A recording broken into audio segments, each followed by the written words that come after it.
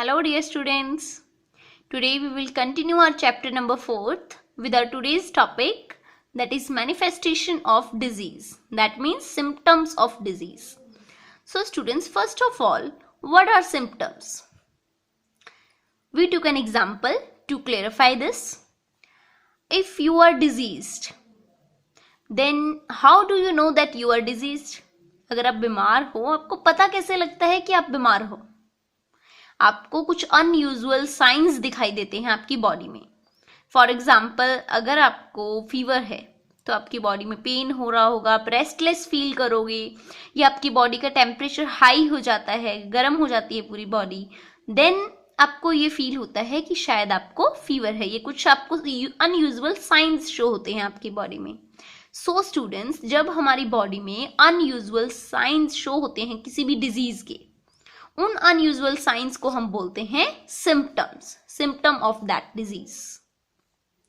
So students, ये जो symptoms होते हैं ये अलग अलग डिजीज के अलग अलग होते हैं, और हर एक डिजीज एक स्पेशल ऑर्गन के ऊपर टारगेट करती है. फॉर एग्जाम्पल, अगर किसी पर्सन को टीबी है, ट्यूबरकुलोसिस है, तो उस पेशेंट के लंग्स के ऊपर सबसे ज्यादा इफेक्ट होता है, क्योंकि जो हमने कल की वीडियो में वायरस स्टडी किए थे, पैथोजन स्टडी किए थे, वो पैथोजन एक स्पेशल ऑर्गन के ऊपर ही टारगेट करते हैं. तो वो टारगेट करते हैं लंग्स पे, और पेशेंट को सबसे ज़्यादा खांसी आती है और उसके ब्लड के अंदर, ये लगा लो वॉमिटिंग के अंदर ब्लड आता है, सो उसको ब्लड वॉमिटिंग होती है, खून की उल्टियाँ लगती हैं. ये साइन हो गए हैं टीबी के, ट्यूबरकुलोसिस के. इसी तरीके से अगर किसी पर्सन को एड्स है तो एड्स के कौन से सिम्टम्स होंगे? स्टूडेंट्स, एड्स का कोई पर्टिकुलर सिम्टम नहीं होता, क्योंकि एड्स का वायरस क्या है? HIV, human immuno virus. ये जो HIV वायरस होता है ये डायरेक्ट हमारे इम्यून सिस्टम के सेल्स को टारगेट करता है, हमारे बॉडी के इम्यून सिस्टम के सेल्स को. First of all, immune system क्या है? हमारी बॉडी की इम्यूनिटी जो हमें बीमारियों से बचाती है, उस पूरे सिस्टम को हम बोलते हैं इम्यून सिस्टम. और ये हमारे इम्यून सिस्टम के सेल्स को ही वीक कर देता है. दैट मीन्स एक इंसान की डिजीज से फाइट करने की कैपेसिटी लो हो जाती है. इसकी वजह से उसका इम्यून सिस्टम वीक हो जाता है और उसको कई सारी डिजीज हो सकती हैं. सो नंबर ऑफ डिजीज की वजह से उसको कई सारे सिम्टम शो होते हैं, और इसकी वजह से एड्स पेशेंट मर भी सकता है. ऐसे स्टूडेंट्स जो मलेरिया कॉजिंग मॉस्किटोज होते हैं, मच्छर होते हैं, वो हमारी बॉडी के अंदर लिवर को टारगेट करते हैं, रेड ब्लड सेल्स को टारगेट करते हैं. सो उसका जो इफेक्ट है वो उसी ऑर्गन पे दिखाई देता है. इस तरीके से ये साइंस हर एक डिजीज के अकॉर्डिंग डिफरेंट डिफरेंट होते हैं. सो एक डिजीज के सिम्टम्स भी अलग अलग होंगे. नेक्स्ट हमारा टॉपिक है students, principle of treatment.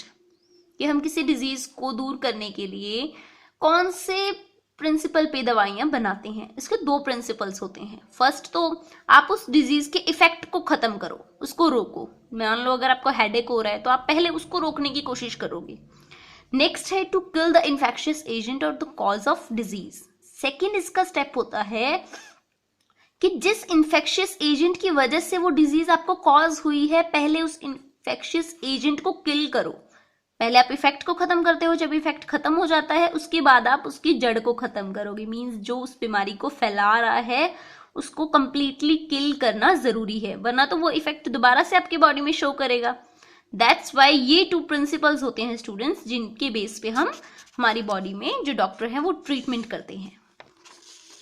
Next हमारा टॉपिक है प्रिंसिपल ऑफ प्रिवेंशन, मीन्स रोकथाम. आपने जरूर एक कहावत सुनी होगी कि इलाज से परहेज बेहतर. That means the prevention is better than cure.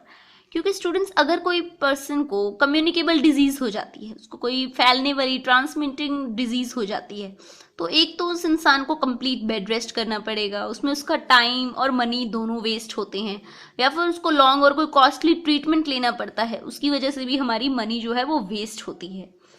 इस तरीके से स्टूडेंट्स, हमें 5 जो F होते हैं उनको हमेशा ध्यान में रखना चाहिए कि क्या आपको करना है और क्या नहीं करना है. जो वेस्ट मटेरियल्स हैं वो फ्लूइड के थ्रू हम तक पहुंच सकते हैं. सो हमेशा जो आपका वाटर सोर्स है उसको क्लीन रखना चाहिए. हाथों के थ्रू आपसे पहुंच सकते हैं, फिंगर्स के थ्रू. तो हमेशा अपने हैंड्स को अच्छे से वॉश करके फिर खाना बनाना चाहिए या फिर खाना खाना चाहिए। और फ्लाइज, मक्खियाँ, ये मक्खियाँ गंदी चीज़ों पे भी बैठ जाती हैं और हमारे खाने पे भी बैठ सकती हैं, सो हमेशा अपने फूड को कवर करके रखो।